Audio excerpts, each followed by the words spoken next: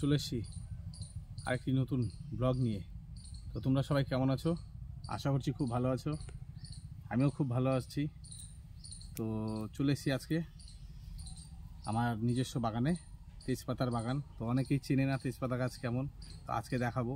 বাগান কাটা হয়ে গেছে, তো এখন বাগান কাটার পরে ওর এখন খাবারের দরকার, তো সেই খাবার নিয়ে আমরা চলে এসেছি। তার আগে গাছগুলোকে দেখাবো। এই যে দেখো গাছ,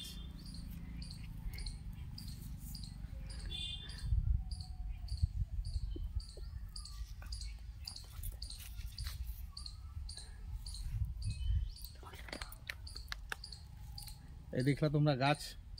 এখন দেখো ওদের খাবার। আজকের খাবার হলো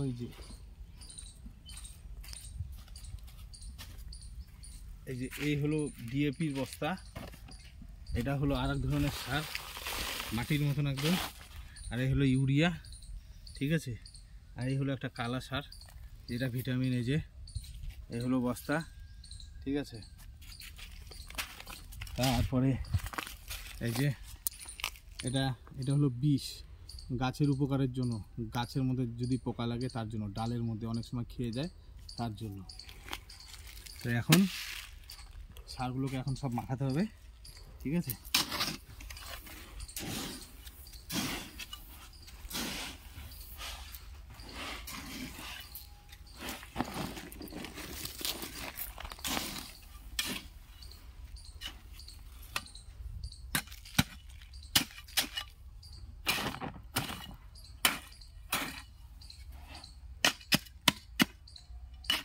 তো এর আগে আমার এক ভাই শুভঙ্কর বিশ্বাস,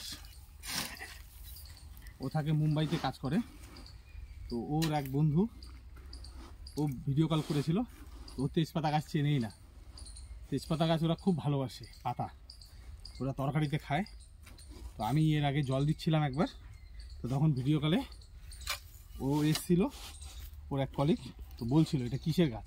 তো যখন বললো যে তেজপাতা গাছ, তো ভালো করে আরও দেখলো, কারণ ওরা তেজপাতা গাছ দেখেইনি কোনোদিনও, ঠিক আছে।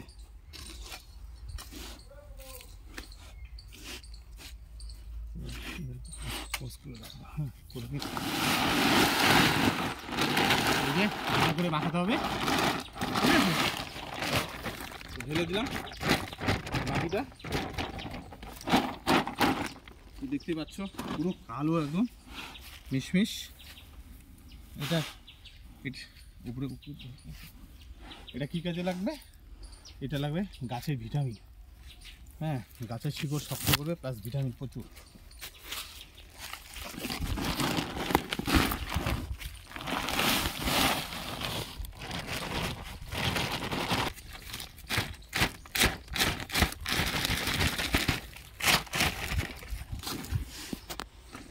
এটা লাগবে, আঁকড়ে ধরবে এবং স্বাস্থ্য ভালো হবে। হ্যাঁ, দেখতে একদম পুরো মাটি।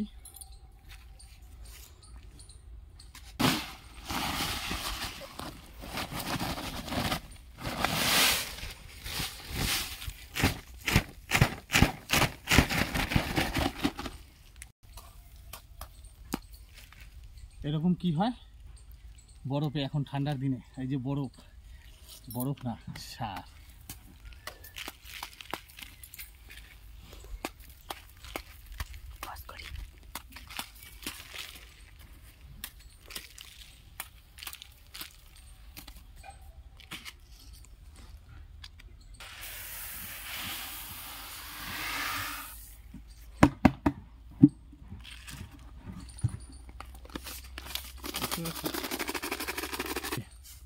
মেন যেটা গাছের মানে পোকাতে, যদি গাছের ডালগুলো নষ্ট করে দেয়, মানে যেটাকে বলছে হাড় পোকা, তার ওষুধ এই যে।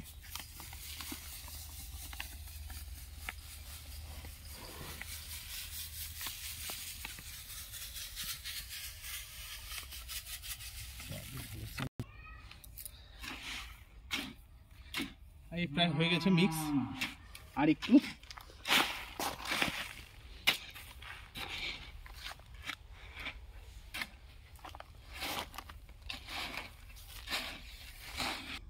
বুঝছো, হয়ে গেছে, রেডি।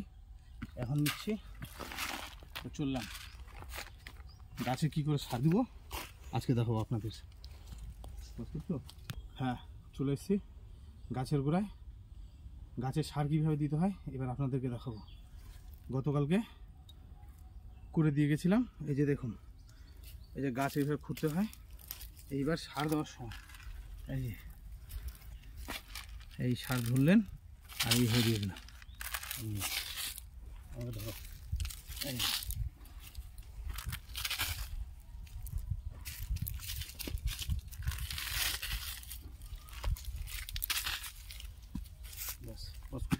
হয়ে গেল।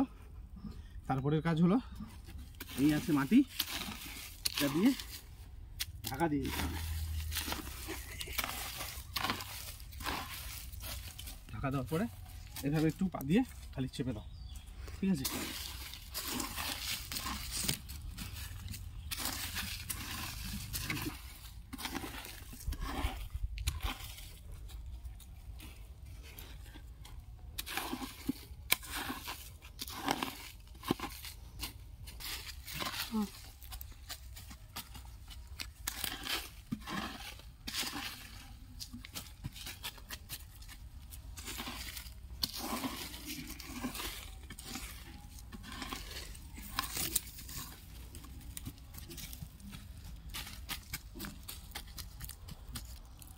Guys complete. তো ঠিক আছে, অনেক গাছ বাকি আছে, হাঁপিয়ে গেছি পুরো, বুঝতে পারছো। উপরে রোদ, ঠান্ডা আর নেই। তো বাকি যতগুলো আছে আমি সব কমপ্লিট করি। তো এখনকার জন্য tata bye bye, tata bye. এরপরে আবার নতুন ব্লগে দেখা হবে। আর অবশ্যই বন্ধুরা, তোমাদের ভালোবাসা না পেলে আগাতে পারবো না। নতুন কাপড় ব্লগ শুরু করেছি, হাঁপিয়ে গেছি, বুঝতে পারছো, মুখ থেকে কথা বেরোচ্ছে না। তো লাইক, শেয়ার, কমেন্ট করে অবশ্যই সাপোর্ট করবেন, পাশে থাকবেন। Bye, tata.